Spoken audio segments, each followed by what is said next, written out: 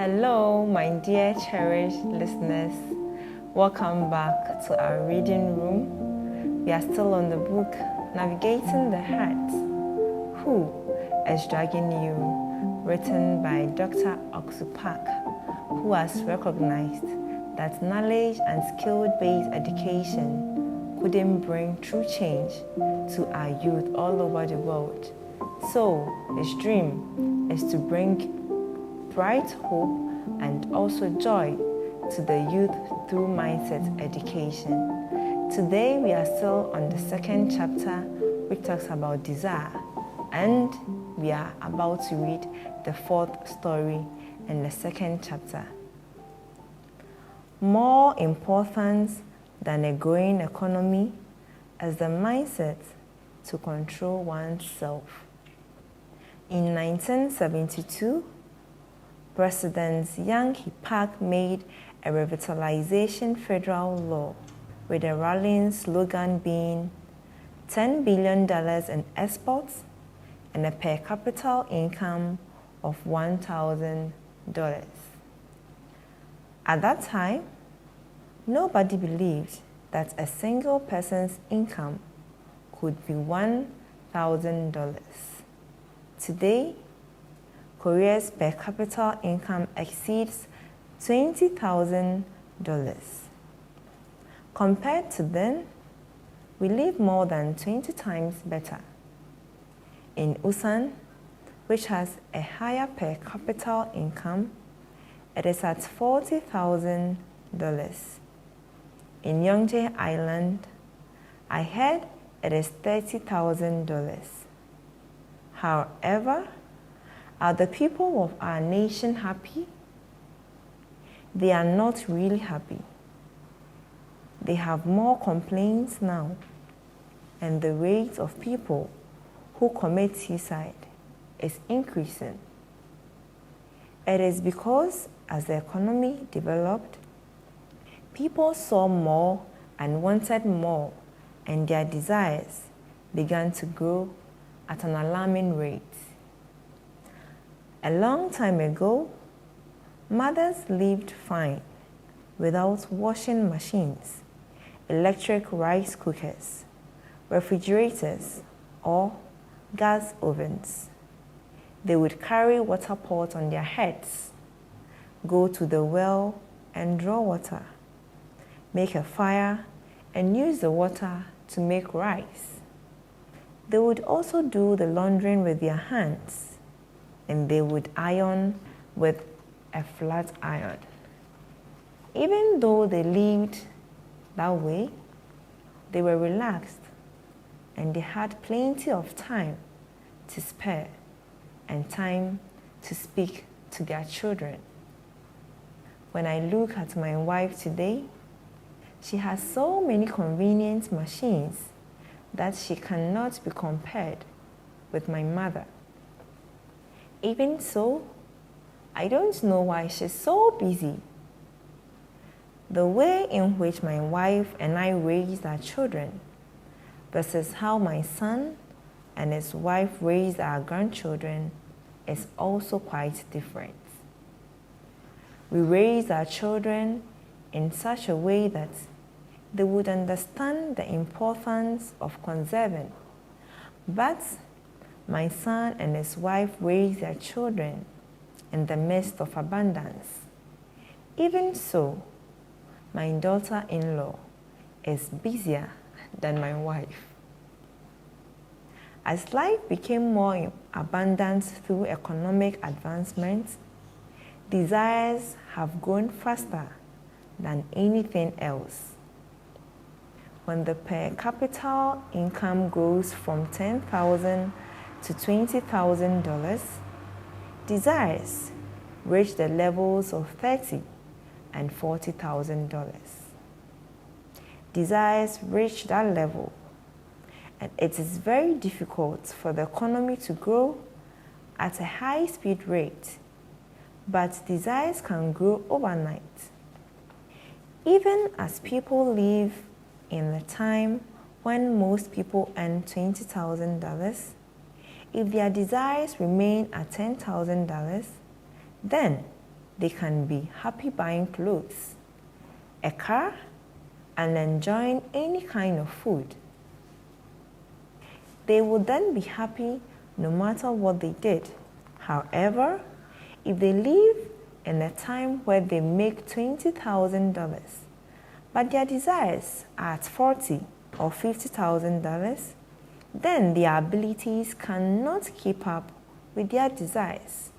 As a result, they cannot spend their money according to their desires. Therefore, they are full of complaints when they buy a car, full of complaints when they buy clothes, and full of complaints when they eat, full of complaints no matter what they do. That is why, although we need economic growth, more importantly, we need to have the mindset to practice self-control. The next story.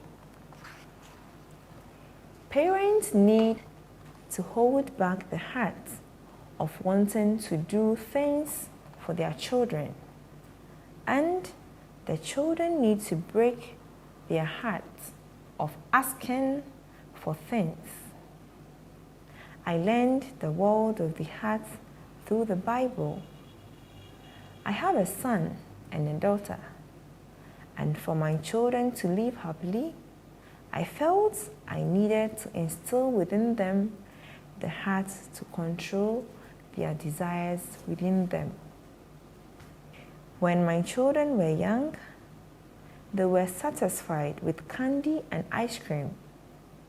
However, even though they turn 20, if they continue to say, "Daddy, candy, Daddy, ice cream," they are fools. In reality, as children grow older, their desires become greater and they expect more things. "Dad, buy me a bicycle. Dad, buy me a computer. Daddy, buy me a cell phone." Their desires become bigger at higher speeds. In the same way, there are not many fathers who are able to accede to all of their children's growing desires. No matter how rich a person may be, because the desires of children grow at such a high speed, there will come a certain point where the father's ability is unable to keep up with the growing desires. At that moment, when the father is unable to fulfill those desires, the children begin to live with complaints and bitterness in their hearts. When my son pressed me to buy him something, even though I did have the ability to buy everything for him, I would purposely not allow him to have a few things. Actually, when the father takes a son's hand and buys him what he wants, and he sees his child rejoicing, that makes the father really happy. On the other hand, when the father does not have money and is unable to buy his child what he wants, then the father is very tormented. That is the innate heart of parents. Therefore, if the father misjudges, he may think that it is right to simply give in to every desire of his son. The son will then ultimately become a problematic child. That is because he will despise his father who is unable to supply him with all his desires. When you try to learn a new language past the age of 50, it is very difficult. A foreign language is easier to learn the younger you are. My grandchildren who live in America speak English well. When I speak English, the kids laugh. They mean that my pronunciation is wrong. When a person who has spoken Korean for a long time speaks English, the pronunciation does not come out precisely. You have to learn from a young age in order to have the correct pronunciation. If you learn how to speak English in your 20s, you may be able to speak well, but your pronunciation will not be precise. That is why it is better to learn a language from a very young age. Even the ability to control your desires must also be learned from your youth. When a child gets older and tries to learn this, then it requires much more effort and it becomes extremely difficult. When I was raising my children, I purposely did not give in to their desires, and instead, I broke their desires. Even though my children would pressure me by crying, "Daddy," I did not give in to them. Once, when my son was in middle school, he asked me for some money. "Father, there is a Taekwondo exam to get the first degree, and I need $50 to pay for the judging fee." "Why do you have to pay $50 to be judged?" "It's not from our studio, but this is the World Taekwondo headquarters that is running it. That is why I have to pay for the judging fee." "Hey, if you pay the $50, are you sure that you can get your first degree black belt?" "Yes, I know I can pass." "How?" "It's because it is a studio that only allows people who have already passed the first round to take the test. That's why I know I can get my first degree." "Good. Then you are already a first degree. It's just that the association has not recognized it. Now you can quit Taekwondo." He wanted to get his first degree and he felt wronged to have to quit. But what can he do? My son broke his heart and quit Taekwondo. When my son was studying in high school and college, he occasionally told me, "Thank you, Father. Father, I truly thank you for raising me the way you did.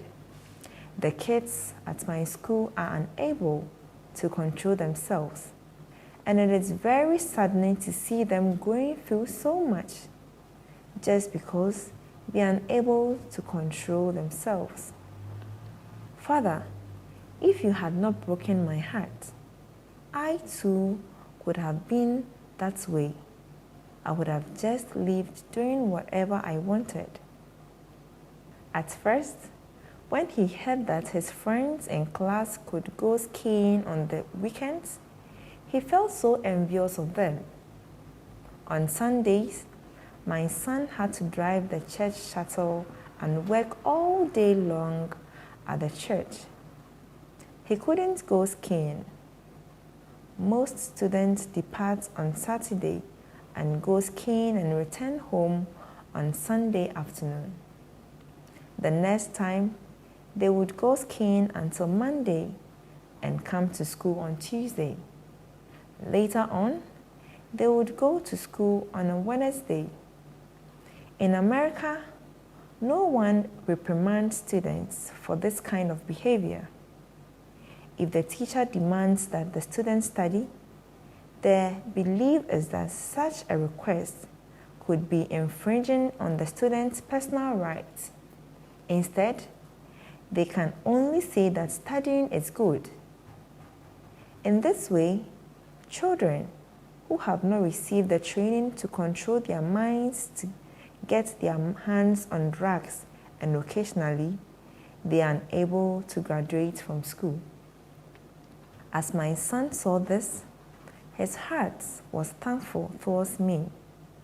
He said that because I did not listen to all his desires, and disciplined his heart, he was able to not step out of line.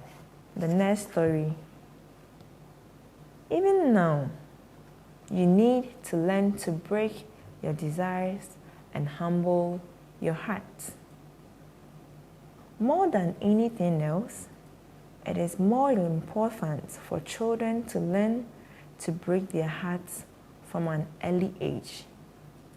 Even if the parents are great teachers, famous politicians, or great businessmen, if they do not know the world of the heart, they just want to be unconditionally good and give their children everything. As they give in to everything that their children want, they want to rear their children to be great people. Rare are the parents who teach them to control their hearts and to refrain from their desires. If there are young people who have not yet learned how to control their desires and how to discipline their hearts, although it may be late, even now they must learn how to discipline their hearts. It is easier to do it now than it could be when you become older. If you try to break children's hearts in their adolescent age, rather than doing it while they were young, you will find that your children will rebel. And when they feel that the relationship isn't going well or going to work out, they end up running away from home. When they are about 5 or 6 years old, they are unable to run away from home, so they are forced to break their hearts. But as they get older, instead of breaking their hearts, they look for ways to get around it. Many people who are serving their sentences in prison today are people who could not break their desires well. They simply had to do whatever it was they wanted to do, and they did not hesitate. Ultimately, they entered into a life of crime. In this world, there is no one who can do whatever he or she wants, be it a government minister or a president. We cannot simply do whatever we want. In the newspapers, we often see people who could not control their desires. And even though they may be in high positions, they fall mercilessly in a single moment. However, people who have broken themselves from an early age, even though they have grown older, when they want to do something negative, they are able to think, this is something I should not do. I need to refrain from doing this. They say this and they draw a clear line in their hearts. However, there are people who are completely unable to do this. When they want to do something and the conditions do not allow them to do it, that person has no power to refrain from trying to satisfy their desires. They simply end up becoming criminals. No matter who it is, if a person becomes high-hearted, that person later becomes pitiful. Because people don't know about the world of the heart, when they become well-off circumstantially, they become high-hearted. And when they get good grades or results from doing something well, they also exalt their own hearts. Just like I mentioned in the previous chapter, the younger son thought himself to be great and did not listen to anyone else. He couldn't listen to anyone's advice. He simply did whatever he wanted to and lived according to his own desires. Such a person can only suffer through difficulty and pain and will only run into misery. We must learn how not to exalt our hearts, but to humble our hearts instead. We must learn how to control our desires. Then we can become truly happy. This is the end of the second chapter. The third chapter talks about self-control, which we'll be reading in our next reading room. As we read today, the more the economy develops, our desires keep developing. Our desires grow overnight and grows every time.